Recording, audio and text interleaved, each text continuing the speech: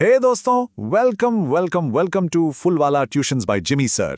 आज हम लोग एक ऐसे वर्ड को समझने वाले हैं जो इंडिया की शान है, डेमोक्रेसी। पता है, सिविक्स की किताब में ये शब्द थोड़ा बोरिंग लगता है ना? लेकिन टेंशन नॉट, आज हम इसको इतना सिंपल बना देंगे ना कि इस क्लास के बाद डेमोक्रेसी का पूरा कॉन्सेप्ट सीधा दिमाग में फिट हो जाएगा। तो चलो टाइम वेस्ट नहीं करते, सीधे पॉइंट पे आते हैं। आखिर ये डेमोक्रेसी है क्या? एकदम सिंपल तरीके से समझने के लिए चलो इमेजिन करते हैं अपने स्कूल की कैंटीन। और सवाल यह है कि कल कैंटीन में क्या मिलेगा, समोसा या कचौरी? अब इस डिसीजन को लेने के दो तरीके हो सकते हैं। पहला तरीका है डिक्टेटरशिप, यानी तानाशाही। मान लो प्रिंसिपल सर आए और उन्होंने बोल दिया कल सबको करेला मिलेगा, बस अब सबको खाना पड़ेगा, कोई चॉइस नहीं। Emotional damage. और दूसरा तरीका है डेमोक्रेसी, मतलब सारे स्टूडेंट्स वोट करेंगे, जिसको सबसे ज्यादा वोट मिलेंगे वही जीतेगा, यानी जिसकी मेजॉरिटी होगी उसी की पार्टी होगी। कल कैंटीन में वही मिलेगा। Simple right? अच्छा, अब ये डेमोक्रेसी वर्ड आया कहां से? ये बना है दो ग्रीक शब्दों से।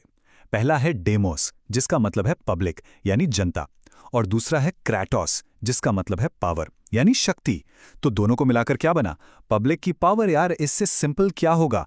डेमोक्रेसी मतलब जनता की शक्ति। तो अब जब हमें डेमोक्रेसी का मतलब समझ आ गया है, तो चलो इस खेल के नियम भी समझ लेते हैं। देखो, डेमोक्रेसी सिर्फ वोटिंग नहीं है, ये एक पूरे सिस्टम पर चलती है, जिसके चार एकदम सॉलिड पिलर्स हैं। पहला, फ्री एंड फेयर इलेक्शंस, मतलब चुनाव में कोई चीटिंग नहीं, कोई धोखाधड़ी नहीं, एकदम साफ सुथरा गेम। दूसरा, रूल ऑफ लॉ, यानी कानून सबके लिए बराबर है, फिर चाहे देश का प्रधानमंत्री हो या कोई आम इंसान। तीसरा, फंडामेंटल राइट्स। यार, ये अपने बुनियादी अधिकार हैं, जैसे बोलने की आज़ादी। कोई भी खड़ा होकर बोल सकता है सर समोसा ठंडा है। और चौथा, one person one vote one value. इसका मतलब चाहे कोई कितना भी अमीर हो या गरीब, सबके वोट की ताकत एकदम बराबर है। दोस्तों, अक्सर लोग बोलते हैं कि डेमोक्रेसी तो वेस्ट से आई है, यानी विदेशों की देन है। अरे यार, उन्हें बोलो जरा हिस्ट्री चेक करके आओ। सच तो यह है कि डेमोक्रेसी हमारे खून में है। सोचो, इंडिया में हजारों साल पहले वैशाली, जो आज बिहार में है, वहां लिच्छवियों ने एक रिपब्लिक सिस्टम शुरू किया था। हमारे यहाँ सभा और समिति होती थी, जहां लोग बैठकर डिस्कस करते थे, आपस में बहस करते थे और फिर फैसले लेते थे। और पंचायत का सिस्टम तो सदियों से चला आ रहा है, पंच परमेश्वर। तो अगली बार अगर कोई कहे कि हमने डेमोक्रेसी कॉपी की है, तो उनसे बोलना हम ओरिजिनल हैं, बाकी सब डुप्लीकेट। अब आते हैं एक रियल कंफ्यूजन पर। देखो, दुनिया में दो तरह के डेमोक्रेटिक सिस्टम बहुत पॉपुलर हैं, पार्लियामेंट्री और प्रेसिडेंशियल। इनमें क्या फर्क है? चलो इसको एक स्पोर्ट्स एनालॉजी से एकदम सिंपल करते हैं। देखो, पार्लियामेंट्री सिस्टम जो इंडिया में है, वो एक जॉइंट फैमिली जैसा है। प्राइम मिनिस्टर फैमिली के हेड तो हैं, पर उन्हें बाकी मेंबर्स यानी एमपी से पूछ-पाछ के चलना पड़ता है।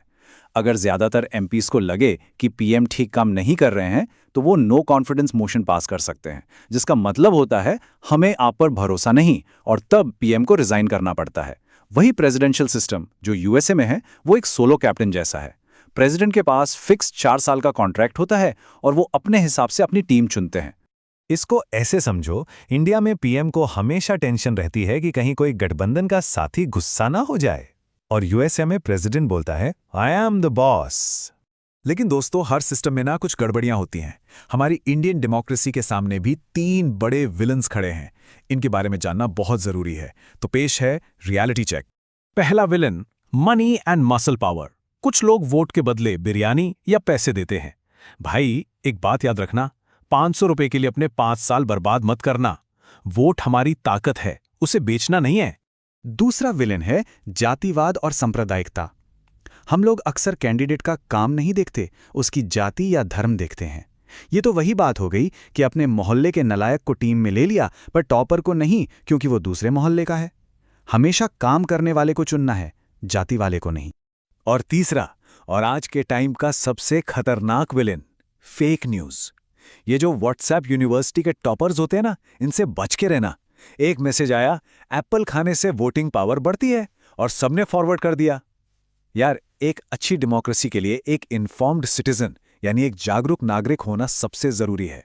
तो अब हम अपनी इस चर्चा के एंड में आ गए हैं। एक बात हमेशा याद रखना, डेमोक्रेसी सिर्फ सिविक्स का एक चैप्टर नहीं है, ये एक जिम्मेदारी है। ये वो पावर है जो हर एक नागरिक को अपना फ्यूचर लिखने की ताकत देती है। सोचो, जब कोई 18 का होता है तो उसके हाथ में वोट डालने का अधिकार आता है। उंगली पर लगने वाला वो स्याही का निशान सिर्फ एक निशान नहीं है, वो एक सिटीजन की असली पावर का सिंबल है। सवाल तो बस ये है कि इस पावर का सही इस्तेमाल कैसे किया जाए। उम्मीद है इस पूरी डिस्कशन से डेमोक्रेसी को समझने में हेल्प मिली होगी, क्योंकि यहाँ हम मार्क्स के लिए नहीं, दिमाग खोलने के लिए पढ़ते हैं। लाइक करना, शेयर करना और फुलवाला ट्यूशंस को सब्सक्राइब करना मत भूलना। मिलते हैं अगली मास्टर क्लास में।